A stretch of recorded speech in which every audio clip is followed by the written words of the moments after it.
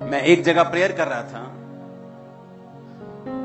और जब मैं प्रेयर करने के लिए निकलूं थोड़ा सा तो दो चिड़ियां आए मेरे पास रियल में। तो चिड़ियां के चू चू चू चू चू चू चू चू चू चू, उनकी चू चू जो थी वो अच्छी वाली नहीं थी, वो बेचैनी वाली थी। मैं जानवरों के पास बहुत रहता हूं, मेरे पास हर तरह के जानवर हैं, बकरी, भेड़, गाय, बैल, तोते, कबूतर, डक्स, मुर्गे, हर तरह के आप नाम ले लो, तीतर, चकोर सब है मेरे पास। तो मेरे को उनका मालूम है, वो उनकी आवाज जो थी वो बड़ी खरवी वाली आवाज थी, उनको कुछ पसंद नहीं आ रहा था। तो मेरे को ये बात समझ आ गई थी कि यहां पर एक इनका घोंसला जरूर है। ये तभी मेरे पे चिल्ला रही हैं कि यहां पास मत आ, लेकिन वो दिख नहीं रहा था। मैंने सोचा शायद इसकी छत पे होगा या कहीं भी होगा। एक दिन जब मैं प्रेयर कर रहा था और मैंने पर्दे को खोला तो बाहर से वो कुछ नहीं दिखता था, लेकिन अंदर से पर्दा खोला तो आप वीडियो देखो क्या दिखा।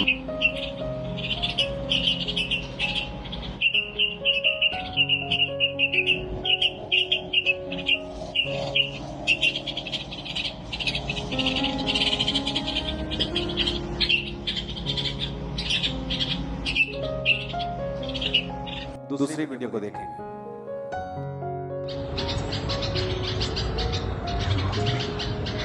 ये इसका डैडी है और सारा दिन ये यहीं रहते हैं अपने घोंसले की रखवाली करने के लिए और बच्चों को खिलाने के लिए सारा दिन। अब ये जो आवाजें निकाल रहे हैं ना, ये मेरी वजह से निकाल रहे हैं। मैं यहाँ पे उनको लगता है कि उनके बच्चों को कोई ले जाएगा और बच्चे यहाँ पे ये खिड़की के पास।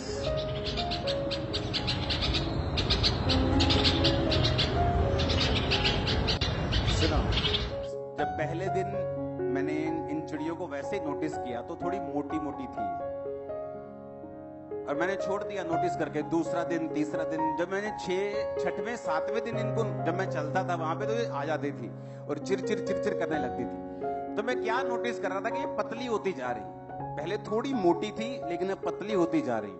और ये नहीं कि एक माँ पतली हुई है कि बच्चे पैदा हुए अब माँ पतली हो गई, बाप भी साथ में पतला हो रहा था, माँ भी पतली हो रही थी। और जब मैंने रूम के अंदर से अचानक देखा कि ये बच्चे हैं इसीलिए ये इतना ज्यादा चिल्ला रहे थे, तो इमेजिन करो आप, एक जानवर अपने बच्चों को सुरक्षा देने के लिए और उनको खिलाने के लिए खुद पतला हो चुका। जो अगर मैं अभी भी आपको लेके जाऊं उस प्रार्थना के स्थान पे, अभी आ जाएंगी रात को चिड़िया चिरचिर करने लगेगी।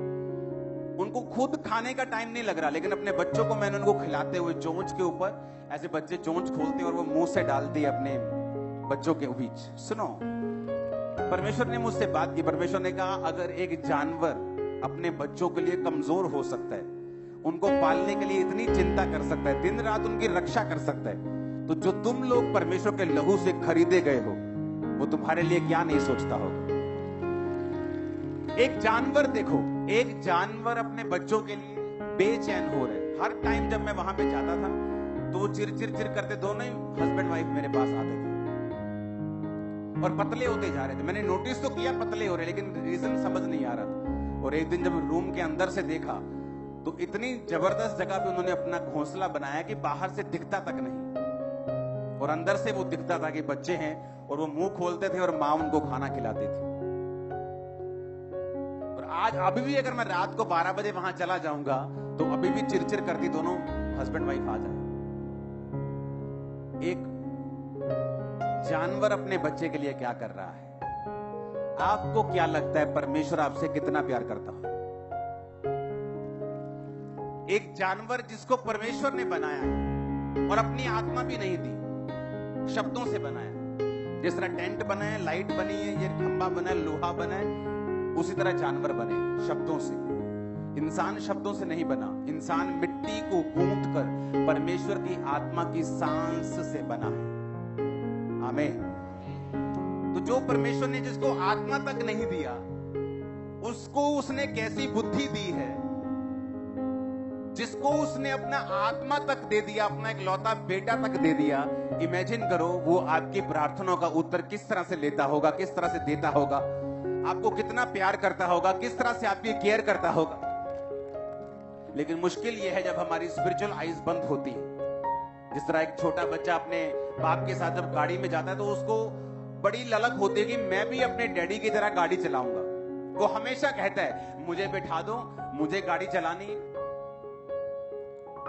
लेकिन उसका बाप जानता है कि मैं इसकी एक्साइटमेंट के चक्कर में इसका नुकसान नहीं कर सकता। आपका पिता जानता है आपको कौन सी चीज कब देनी है। आप जल्दी करने के चक्कर में रोएंगे, चिल्लाएंगे, तो आपका बच्चा जितना मर्जी रोए या चिल्लाए, आप उसको गाड़ी चलाने के लिए नहीं देंगे, तारों से पंगा लेने नहीं देंगे, टीवी ठीक करने नहीं देंगे। आप उसे वो काम नहीं देंगे जो उसकी सेहत के लिए और उसकी जान के लिए हानि हो सकते हैं। तो परमेश्वर जो आपसे प्यार करता है, मैं आपको परमेश्वर की प्रेजेंस में बता रहा हूं, अगर परमेश्वर ने मेरी सारी प्रार्थनाओं के उत्तर दे दिए होते, आज मैं प्रचारक नहीं होता, क्रिश्चियन होता और बिजनेसमैन होता। इतनी रूहें नहीं बचती, आप इतना प्रचार नहीं सुनते। परमेश्वर आपकी प्रार्थना का उत्तर देता है अपने बेस्ट, निश्चित ठहराए हुए समय के ऊपर, ताकि आप भी ब्लेस हो और आपकी जनरेशन जो आने वाली है वो भी ब्लेस हो। आप जानते हैं रोज की रोटी को शुरू करने का मकसद रोज दोपहर को 1 बजे लाखों लोग उसे सुन रहे हैं, लाखों। आप इमेजिन कर लो कि एक महीने के अंदर 2 करोड़ से अधिक डिवाइस वचन को सुनते हैं। एक महीने 2 करोड़, एक महीने।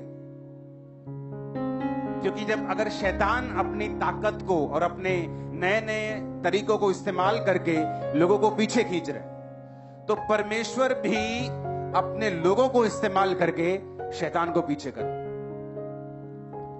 पहले बात करना थोड़ा मुश्किल होता था।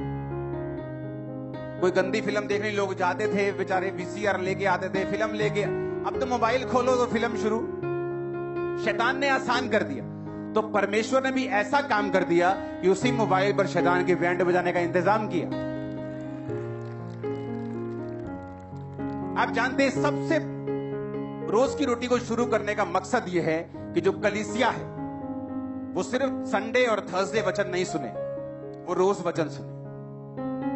क्योंकि अगर वो रोज वचन सुनेगी, परमेश्वर के हथियारों से इक्विप्ड होगी, भरी होगी, और शैतान जो अब पल पल के ऊपर पाप को अटैक कर रहा है, पाप के साथ, उसे मालूम है उसका लास्ट टाइम आ चुका, उसे मालूम है यीशु मसीह बहुत जल्द आने वाले, उसे पता है ये चीज, और वो ये चाहता है कि वो भी अपनी फसल को जल्दी काटे, ज्यादा से ज्यादा लोग परमेश्वर से हटे, उसका ये मकसद है।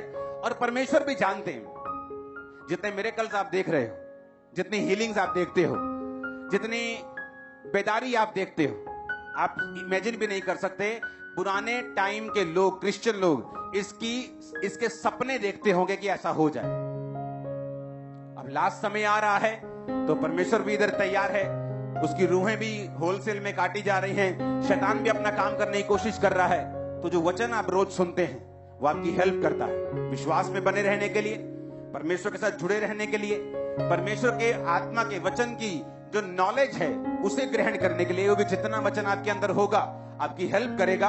और जब शैतान आप पे अटैक करता है, आपको अविश्वास के साथ, क्वेश्चंस के साथ, शरीर की अभिलाषाओं के साथ, उस समय वो वचन होगा जो आपको सुरक्षित रखेगा, बचा के रखेगा, और परमेश्वर से आप वो लेने पाएंगे, क्योंकि परमेश्वर पाप से नफरत करता है लेकिन आपसे प्यार करता है।